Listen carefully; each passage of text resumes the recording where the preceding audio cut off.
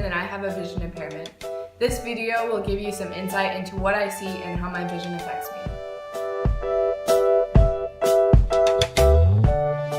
My eye condition is called Leber's congenital amaurosis, or LCA. It is a degenerative retinal condition, which means that it affects my retina and it could get worse over time. The specific gene mutation that I have is a more stable form of the eye condition, but that doesn't mean it can stay the same forever. As of now, there is no cure, and it can't be fixed with corrective lenses like glasses or contacts. My vision acuity is 2300, and it has been since I was born.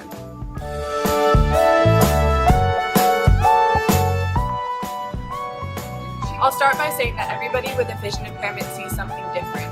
How I explain what I see has been an ongoing process, but recently though, when my teachers asked me what I can see, I explained it to them like this.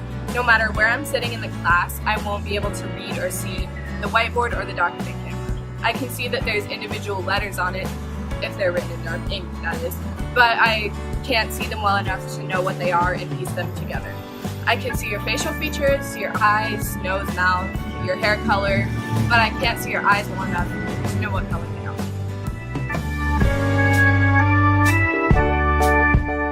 I prefer light text on black background because it causes less strain on my eyes. Because of this, I'll have invert colors on a lot of my devices. This may come as a shock, but I prefer larger print to smaller print because I can read it well without having to hold it so close to my face.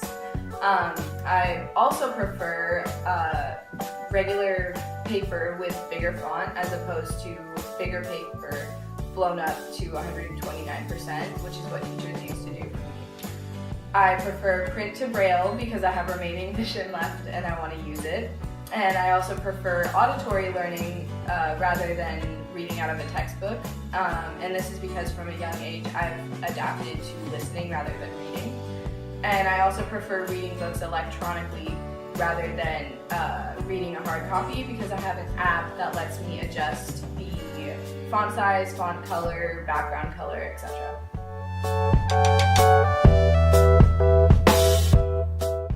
I can't play most sports because my hand-eye coordination and reflexes are such that I can't see a ball coming towards me until it's almost right in front of me. When I walk inside after I've been in the sun for a while, my vision can kind of go dark, so I'll either do sighted guide or I'll stand still until I regain my full amount of remaining vision. I'm past the cutoff line to be considered legally blind, so I can't drive a car.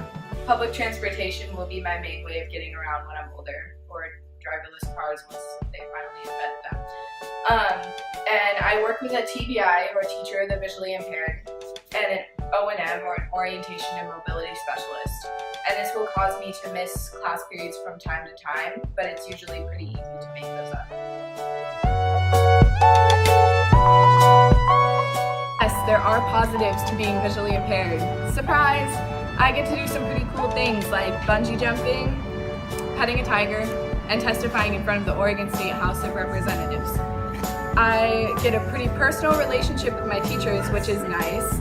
And since I don't do sports, I get to focus all my energy on my academics and my music. I've learned from a very young age how to speak up and advocate for myself, which comes in handy when speaking in front of large groups of people. I also get to educate people like you that vision impairments don't define a person. They're simply just a part of a person. Thank you guys for watching, and please like this video, subscribe, and please comment below with any questions that you have because I really want to educate you and I want you to know what it's really like to live with a vision impairment. Thank you again for watching, and I'll see you next time. Bye!